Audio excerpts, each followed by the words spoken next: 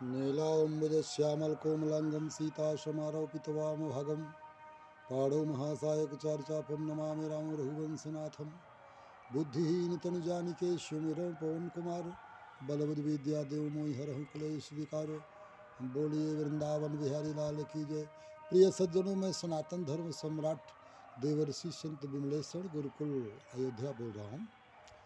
आज विजया नाम की एकादशी है, जो बड़ा ही पावन पर्व है। जो व्यक्ति वैष्णव है, जिनको राम और कृष्ण में जो शाश्वत ब्रह्म में आस्था और आसक्ति और श्रद्धा रखते हैं, उनके लिए बड़ा पावन दिन है। आज का जो व्रत करने वाले लोग हैं, उनके जीवन में जो भी ग्रह नक्षत्र आदि के द्वारा कष्ट आदि व्याधि है, जिन ग्रहों के पाप से दबाव से आपकी सफलता के सीढ़ी में विघ्न है, आज का व्रत करने वाले को सब तरह से सफलता और हर दुर्जय शत्रु पर विजय प्राप्त करने वाली व्रत का नाम है विजया एकादशी। अब हमारे सामने 2024 का लोकसभा चुनाव बादलों की तरह मंडरा रहा है और हमारे देश के जो प्रधानमंत्री नरेंद्र मोदी जी हैं, उनसे आग्रह है कि जैसा मध्य प्रदेश, छत्तीसगढ़ और राजस्थान में हुआ, इस तरह से आप जो है यह विकल्प नहीं निकालिएगा, क्योंकि लाडली बहना शिवराज सिंह चौहान के लिए, रमन सिंह के लिए और सिंधिया के लिए विजय राजे, राजस्थान मध्य प्रदेश की आधी छत्तीसगढ़ की जनता दुखी है।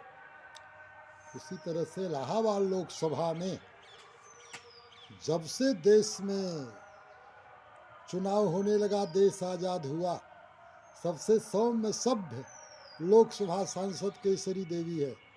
उसका टिकट नहीं कटना चाहिए और फिर चुनाव निश्चित जीतेगी तो उसे केंद्र का मंत्री बनाना चाहिए।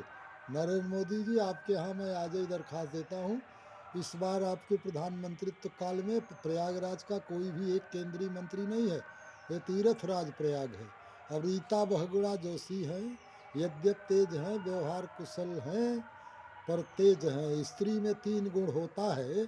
जब वो ससुराल पहुँचती है तो चंद्रमुखी का स्वभाव होता है।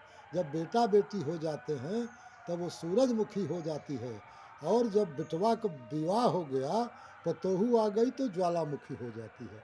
इसी तरह से जो है, जिन स्त्रियों को आपने अपने पार्टी में जोड़ा है, जो सिटिंग सांसद हैं, कोशिश करके उनका टिकट नहीं काटना। ये नरेंद्र मोदी के लिए है। अब सबसे अंतिम बात, हमारे देश के जो हिंदू हैं, मुसलमान हैं, सिख, ईसाई, पारसी, जैन, इस्लाम, बौद्ध, सनातन जो ब्रह्म है राम को यहाँ से अयोध्या से शरीर छोड़े महाप्रयाण किए हुए 8,64,000 वर्ष प्लस 6,000 वर्ष कलयुग हो गया, तो भगवान राम को गए हुए लगभग 8,70,000 वर्ष हो गया। और सिख, ईसाई, पारसी, जैन, इस्लाम, बौद्ध जो है, ये ज़्यादा से ज़्यादा 2,000 वर्ष पहले के हैं। तो जो राम की वंशज है वही ईसा मसीह है, वही मोहम्मद साहब हैं, वही गुरु नानक देव जी है, वही महात्मा बुद्ध हैं, वही कबीर हैं। इसलिए इस संसार में जितने भी मनुष्य हैं सबको, और भारत में जितने रहने वाले मनुष्य हैं सबको सुझाव देता हूँ और संदेश देता हूँ, क्योंकि मैं प्रकृति और परमात्मा का सच्चा संदेशवाहक और अयोध्या के राम का दूत हूँ। इसलिए मैं आपको बताता हूँ, यदि इस बार नरेंद्र मोदी प्रधानमंत्री बन गया तो भारत जो है विश्व का गुरु और विश्व का सूरवीर और शेर हो जाएगा। जो देश भारत से भपकिया और भारत को धमकी देते थे, आज विश्व की कोई ऐसी ताकत, कोई ऐसा देश नहीं है जो भारत को आंख उठा सके। जैसे नवाज शरीफ ने भी पिछले सप्ताह कहा था कि पाकिस्तान के लोग तो ज़मीन से भी पाँव नहीं उठा सकते, और भारत चांद पर पहुंच गया। जब से पाकिस्तान में चुनाव हुआ, भारत से लग हुआ, तब से आज तक सबसे बुद्धिजीवी प्रधानमंत्री नवाज शरीफ आए।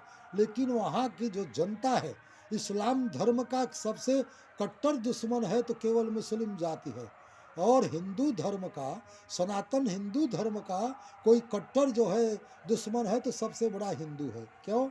एक हिंदू, उसके हाथ में कलाई नारा नहीं है, जनेऊ नहीं है, तिलक नहीं लगाया है, कंठी नहीं पहना है, धोती नहीं पहना है। 50% हिंदू के लौंडे जो है जो है क्या बोलते किम जोंग की कटिंग कटाए, पता ही नहीं लगता कि ये हिंदू है मुसलमान है। पर दुनिया का कोई मुसलमान न कभी धोती पहनता है, न कभी जो है तिलक लगाता है। दुनिया की कोई मुस्लिम महिला बिना बुर्का पहने नहीं निकलती, पर हिंदू महिला बिना चड्ढा के नहीं निकलती है। आज एकादशी का पावन पर्व है, ये नवरात्रि आ रहा है। नवरात्रि में जब हिंदू महिला जाती है तो नारियल में चुनरी लगाती है।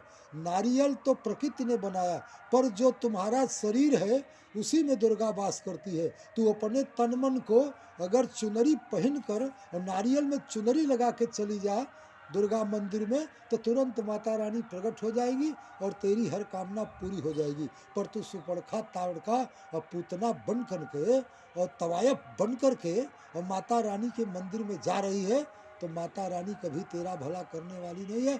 क्योंकि जो प्रकृति, दुर्गा का मतलब होता है प्रकृति, जो प्रकृति से, प्रकृति के संस्कारों से, प्रकृति के नियमों से जो कदम से कदम मिलाकर चलता है, वो तीनों लोक में सुखी और शांत रहता है। और जो प्रकृति के विरोध में रहता है वो सदा के लिए मिट जाता है। जैसे बड़े बड़े बाहुबली विजय में श्रावती कहमत की दुर्दशा हुई, तो कहते हैं कि नियत तेरी अच्छी है तो किस्मत तेरी दासी है, और कर्म तेरे अच्छे हैं तो घर में मक्का काशी है। काशी। इन्हीं चंद शब्दों के साथ वाणी को विराम है। बोलिए